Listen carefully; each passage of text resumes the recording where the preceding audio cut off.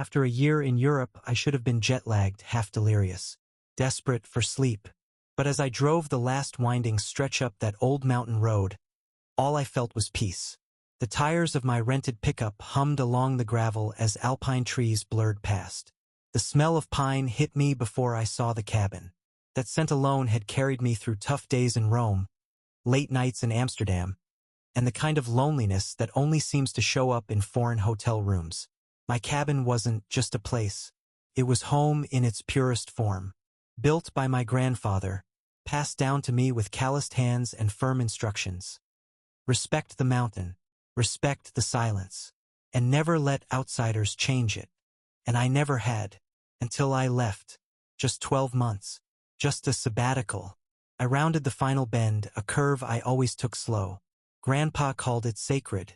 Final miles for breathing, not speeding, he'd say. But as I crested the hill and the cabin came into view, my stomach twisted. Something was off. No, everything was off. The driveway had been freshly graveled. Flat, crisp, unnatural.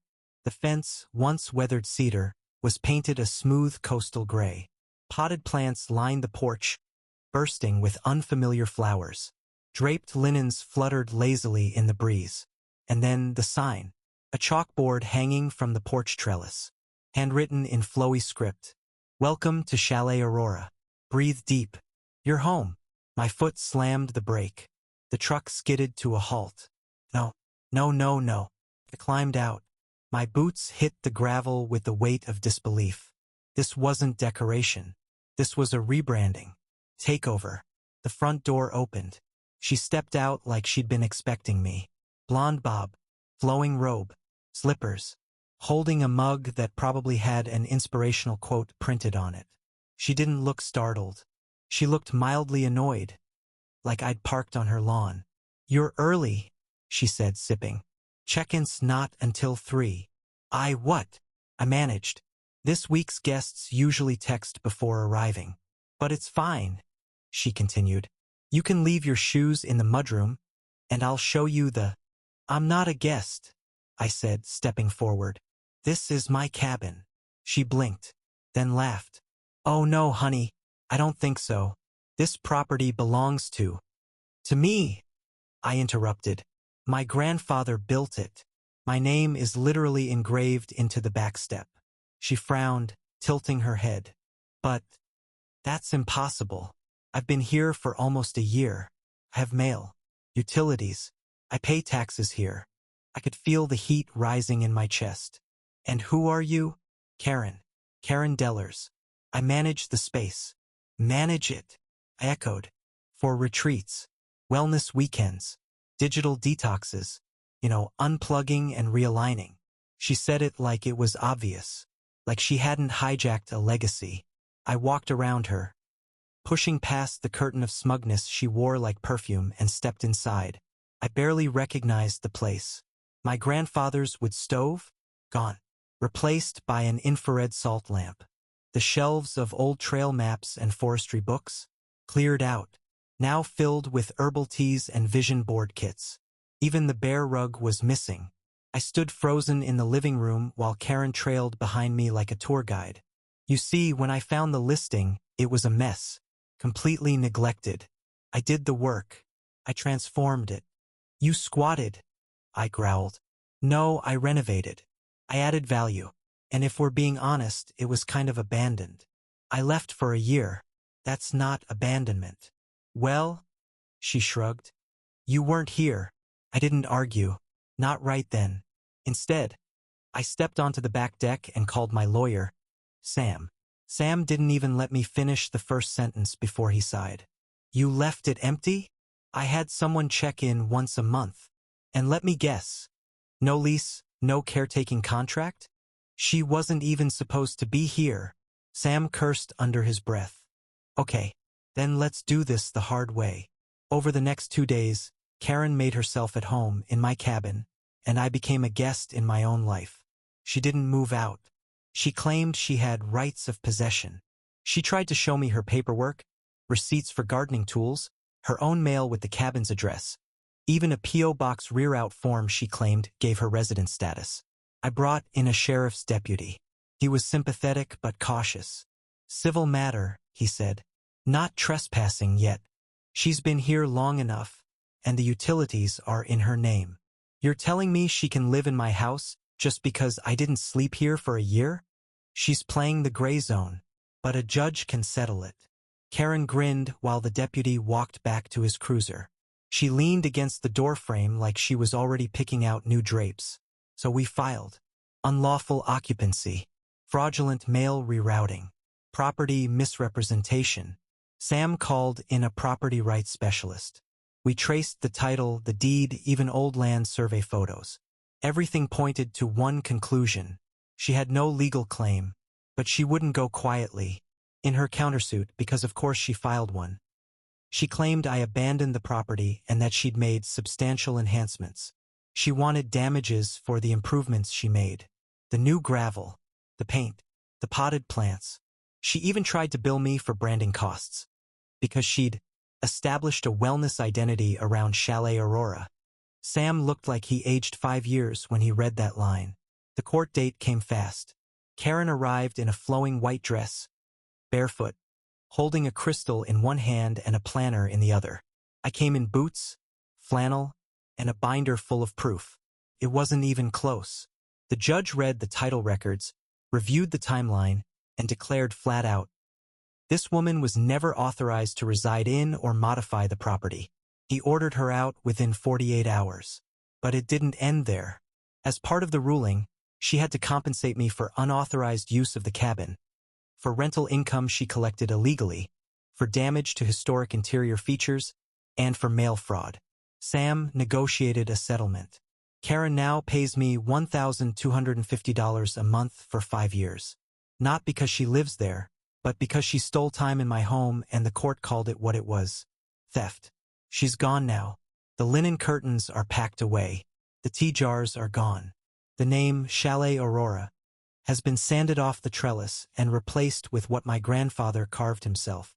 Hollow Pine Cabin, 1963. The bear rug is back. So is the stove. So is peace. And I'm home. You know those Karen videos that go viral online? Middle-aged women throwing tantrums over expired coupons, screaming at store clerks for asking basic questions, or demanding managers like it's a constitutional right. I used to think they were exaggerated. Clickbait. A bit too dramatic to be real. Then last Tuesday happened. And now I owe every TikToker on the internet a personal apology, because nothing could have prepared me for the walking, shampoo-stealing, law-abusing nightmare who tried to have me arrested in my own home. Let's rewind. My name's Devin Warren, 34 years old. I'm an architect, senior lead at a sustainable design firm in Portland. After nearly a decade of apartment hopping, I finally saved enough for a place of my own. 3-bedroom, cedar panel split level in a quiet cul-de-sac in the Maple Hollow neighborhood. Nothing too fancy, but every inch of it was mine. Signed the papers 2 years ago, installed smart locks, and even landscaped the yard myself. I worked hard for that home. I loved it, which is why I was shocked. No, shaken. When I came home early on a Tuesday afternoon and found the front door unlocked. At first, I thought maybe I forgot to secure it. It happens, right? I had rushed out that morning for a meeting across town. But the moment I stepped inside, I felt it. That off feeling. Like the air had shifted. There was a smell. Lavender? Something floral. Something unfamiliar. And music. Soft. Echoing from upstairs. My blood turned to ice. I live alone. I don't play music in the house during the day. And I sure as hell don't use lavender anything. I dropped my laptop bag quietly by the door, grabbed the heaviest object within reach, a cast iron bookend, and started tiptoeing up the stairs. The bathroom light was on. The door slightly ajar. Steam wafted into the hallway, and then I heard it. Humming. Off-key. Confident. Female. I pushed open the door and there she was. Mid-shower, soaking wet, humming like she owned the place. My shower. My shampoo. My towel hanging on the rack. I stood there frozen, jaw slack. She noticed me a second later and shrieked. Not in embarrassment, but in offended outrage. Excuse me. What are you doing here? she screamed. I live here, I shouted back. Who the hell are you?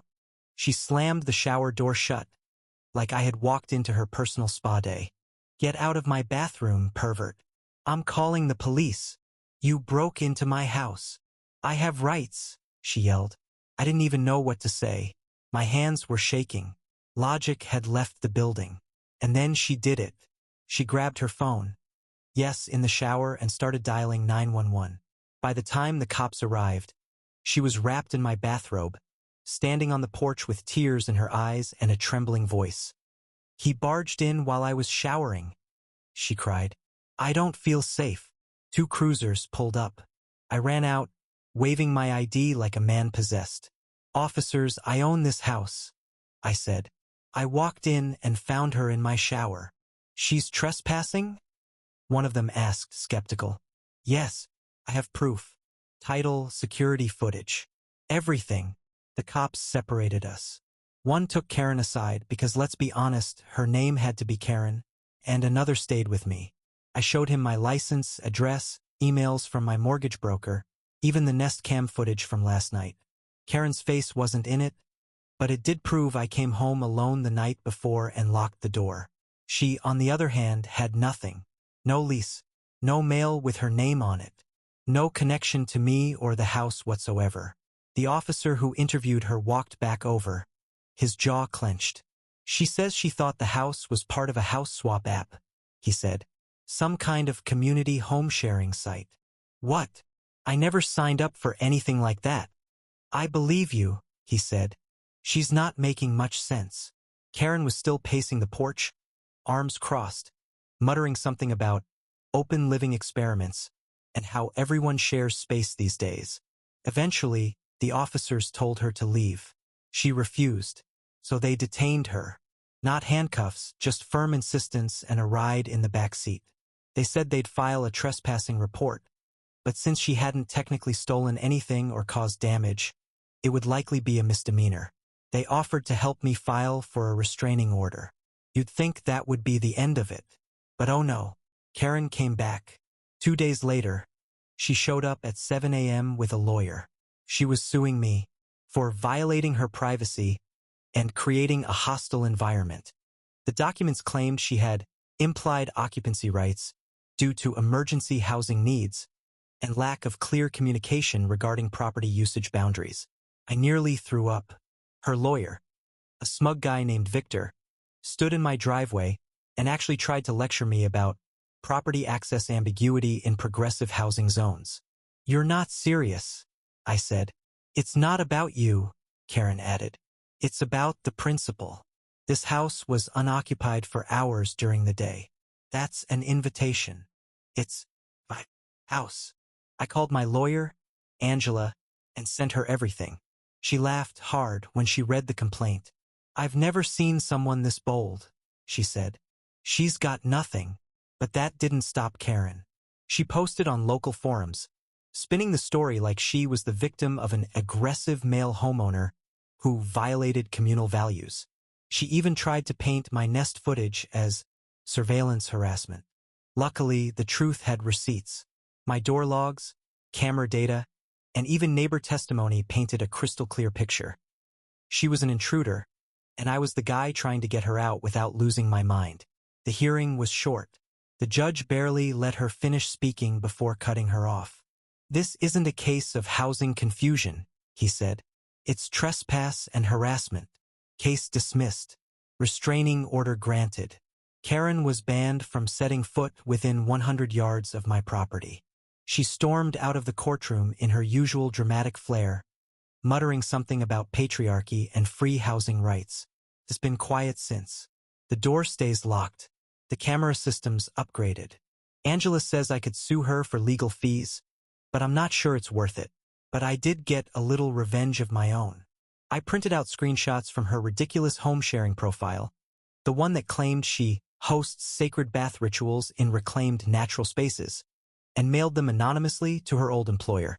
Turns out she lost her job at a boutique spa 2 weeks later. What can I say? You can't preach cleansing energy while breaking into strangers' showers. Nowadays, I still think about that Tuesday sometimes. about how I came home and found a stranger humming in my bathroom like it was hers. But most of all, I think about how calm she was, how confident, like she truly believed I was the one in the wrong, and that, my friend, is the true power of Karen energy.